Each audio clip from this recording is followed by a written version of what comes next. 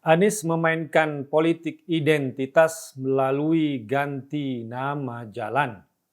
Pasalnya, Anies hanya menggunakan nama tokoh-tokoh Betawi. Saya tidak mau menutupi sejarah masyarakat Betawi di tanah ini, tapi Jakarta sampai saat ini statusnya masih ibu kota negara yang mestinya mencerminkan kebinekaan Indonesia. Selain itu, saya tidak melihat Anies benar-benar serius mau menghormati tokoh-tokoh Betawi itu, tapi justru menjebak ke hal kontroversi terkait pergantian nama jalan. Fatwa itu pendapat, fatwa bisa didebat, fatwa tidak mengikat. Fatwa itu opini, tidak suci, meniscayakan toleransi. Dan sebaik-baik fatwa, suara hati nurani. Inilah fatwa Guntur Romli. Assalamualaikum warahmatullahi wabarakatuh. Salam sejahtera untuk kita semua. Shalom, shalom aleichem, om swastiastu, namo buddhaya, rahayu, salam Nusantara. Perubahan nama-nama jalan di Jakarta hanya dari tokoh-tokoh Betawi bagi saya semakin meneguhkan Anies Baswedan sebagai bapak politik identitas di Indonesia. Ini politisasi isu SARA di balik perubahan nama jalan. Harusnya Jakarta mencerminkan kebinekaan.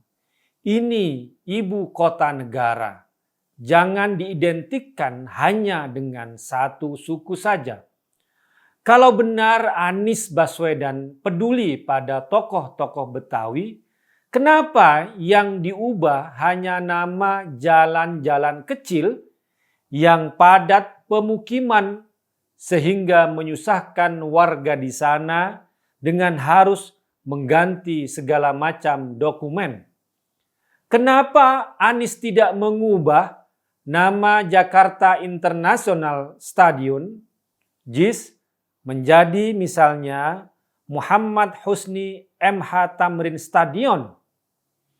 Stadion yang dia bangga-banggakan meski 80% anggarannya berhutang kepada pemerintah pusat. Tampaknya Anies memang mau politisasi isu SARA lewat perubahan nama jalan. Coba kita lihat penamaan jalan-jalan utama di Jakarta yang mencerminkan kebinekaan. Ada jalan MH Tamrin, Muhammad Husni Tamrin, tokoh Betawi yang sudah menjadi nama jalan utama di pusat kota. Kemudian ada jalan Jenderal Sudirman dari Jawa. Kemudian jalan Sisingamangaraja dari Batak, Sumatera Utara saat ini.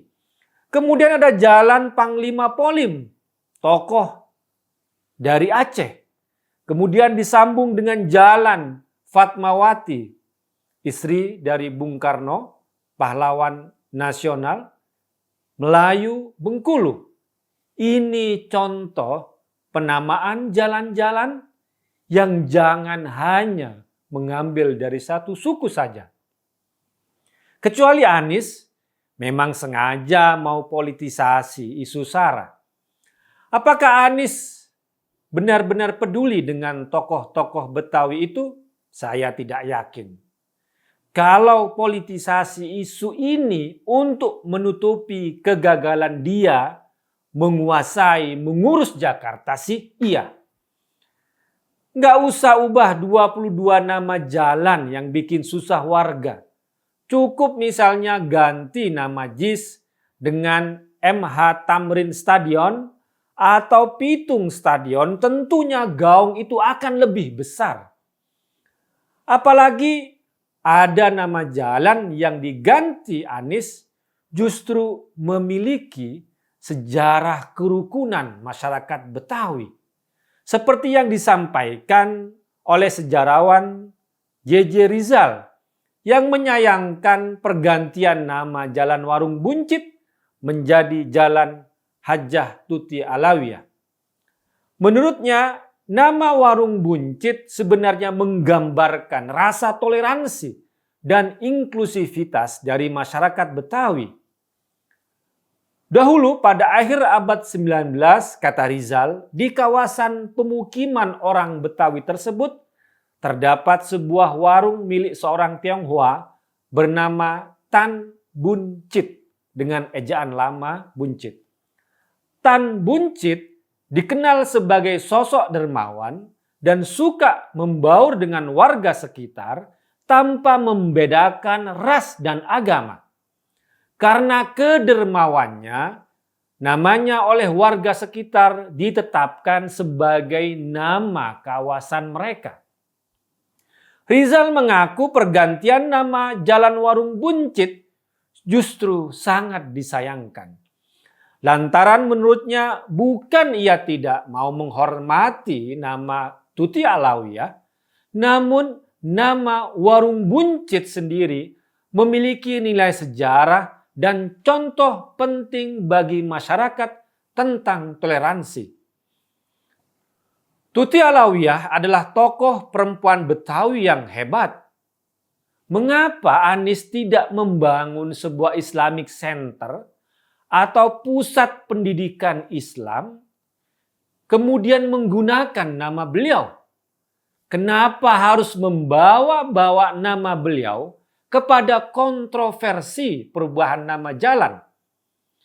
Apalagi pada tahun 2018, Anies pernah mau mengubah Jalan Warung Buncit menjadi Jalan Aha Nasution yang lagi-lagi waktu itu ditolak oleh warga. Sekarang Hajjah Tuti Alawiyah menjadi korban selanjutnya.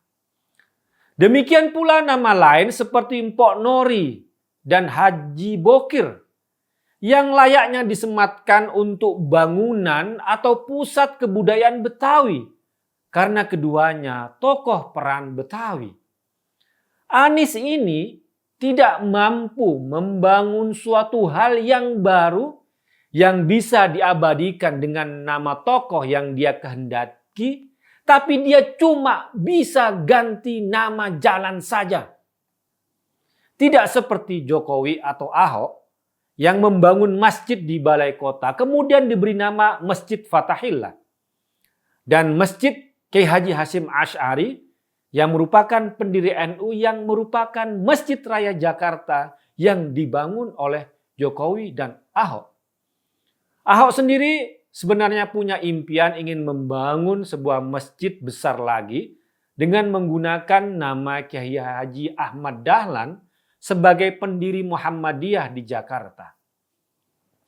Politisasi isu SARA ini yang cuma bisa dilakukan oleh Anies melalui perubahan nama jalan itu sebagai modal Anies buat nyapres kayaknya. Seperti halnya di Pilkada DKI tahun 2016-2017, dia juga menggunakan politik identitas. Dan Anies semakin meneguhkan dirinya sebagai bapak politik identitas di Indonesia. Karena itu kita harus tetap waspada dan hati-hati karena Anies Baswedan terus memainkan isu SARA. Dan ingat, Indonesia adalah Bhinneka Tunggal Ika. Bismillahirrahmanirrahim. Ya ayuhan nasu inna khalaqnakum min dzakari wa untha wa ja'alnakum syu'uban wa qabaila lita'arafu. Wahai manusia, sungguh kami telah menciptakan kamu dari seorang laki-laki dan seorang perempuan. Kemudian kami jadikan kamu berbangsa-bangsa dan bersuku-suku agar kamu saling kenal mengenal. Quran Surat Al-Hujurat ayat 13. Shadaqallahul Azim. Wassalamualaikum warahmatullahi wabarakatuh. Fatwa itu pendapat. Fatwa bisa didebat. Fatwa tidak mengikat. Fatwa itu opini, tidak suci, meniscayakan toleransi. Dan sebaik-baik fatwa, suara hati nurani. Inilah Fatwa Guntur Romli.